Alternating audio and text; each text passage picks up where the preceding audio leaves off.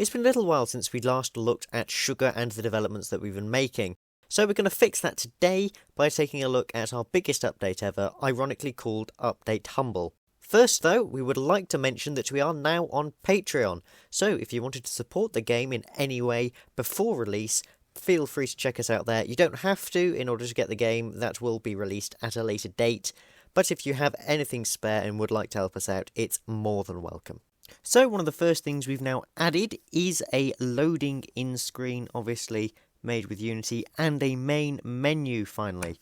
As you can see, you have custom cursors. I'm not sure that's been mentioned before or not. Showing it off now anyway. A couple of other settings in the options menu. That will be expanding over time. On the main menu you can also load into any saves you've got. And we also in the top left have this button to take you directly to our YouTube channel. When we press new game, you can see you get a loading screen now, which is very, very nice. You can just go straight in, and the first thing you'll notice is the new day text that pops up at the start of every day when you load in and when you transition between areas. Here you can see we have now got an actual blueprint system. Replacing the old one we have to flick through. You can now also hold shift to place multiple of a single object. Also added rotations, no longer are walls separate objects. This also works for fences and for railways, which as you can see are locked, which brings us on nicely to, under a reskinned SUGA manual, the skill system. Now currently this is very, very empty. As you can see, a lot of these are tests, but we do have two skills at the moment, one of which is the Railwayman, which allows you to unlock those railways and put them down, which I'll show later. You can also see here the skill, or the level you're currently got, and how far you are to progressing around the clock. Now here is one of the new additions that's been worked on quite a bit, and that is the pier, which is a rebuildable object off to the left hand side of the map. It's in a fixed position all the time, and you need 9 planks and 9 logs to fix, which I will now go off and gather. One of the big changes we have is the new lighting system. So as you can see, we have torches which will add a bit of brightness, and the day and night cycle now has a much smoother transition between the two. Lighting just makes the game feel a lot more alive. One of the other new additions is these flower tiles you can see in the grass sections of your world. These just sort of broke it up a bit, allowed it to feel a bit more alive, and just give a bit more variety to your world and stop them just looking like a big block of green. You've probably seen these before in the video that I've already shown, but these are the new enemies known as shrubbers. They disguise themselves as bushes, run out, chase you, do a lot of damage, but are quite weak and easy to take out. There you can see I've leveled up to level 2 after defeating that particular shrubber, and so now you can see me unlocking the Railwayman perk, and as you can see in the build settings, you can actually select these now, place them down, rotate them, which I will show off a little bit later once I have gathered some iron. So I've now fixed the pier as you can see, and if you walk to the very end and get into this boat, Bill will actually get in, paddle himself out away from shore, off the map, and you can do a little fishing minigame, which you can see here. Catch a fish, or if you're unlucky, miss, make Bill sad, and not get a fish. You can also see that Lucky Haul is a new skill which will give you the chance to unlock rare loot, for example iron, while fishing.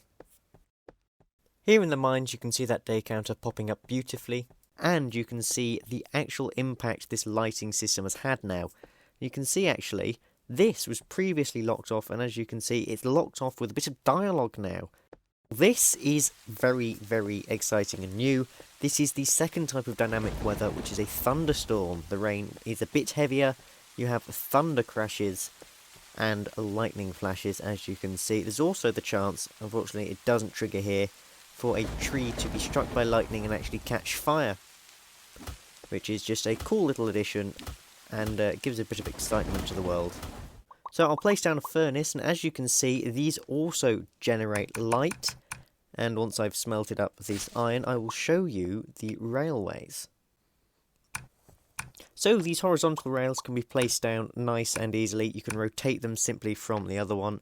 I'm not holding shift here just because I don't really know what sort of pattern I want. Also have these turn pieces, which again rotated with R, which is shown at the top for you, just so in case you don't know the controls, you've not used PC before, so on, you can figure it out. and when you click on them, you will go and ride along the rails. You alternate which direction you go, which is why I went off the end for the first time there. But you can ride around in a little minecart, getting yourself between two places nice and quickly. You might have seen these wandering around, but there are now cows in the game, which give you another animal, and I believe I actually mentioned them before, but I didn't go into too much detail, but there is a baby cow. Just for an example of an adult cow, there one is. There's also another new enemy type you can see below me here, which is the archer. Now these are like zombies, have a bit more resilience, but a lot less health and ranged weapons. As you can see there, they are fairly easy to dispatch with, but if you're getting surrounded by them as well as normal zombies in, say, a rather traumatic night for Bill, you will end up having a bit of a fight on your hands, and it does get quite entertaining. So, now I have sufficiently built my way up. You can see that when you enter here, there is now a cutscene and Sugar's first boss. Not going to show you too much of him. His name is Hogsback, as you can see from that boss bar. But upon defeating him, you get access to this other area now added into the game. It is called the Island, with a couple of little funky features on there that will become more important in the next update.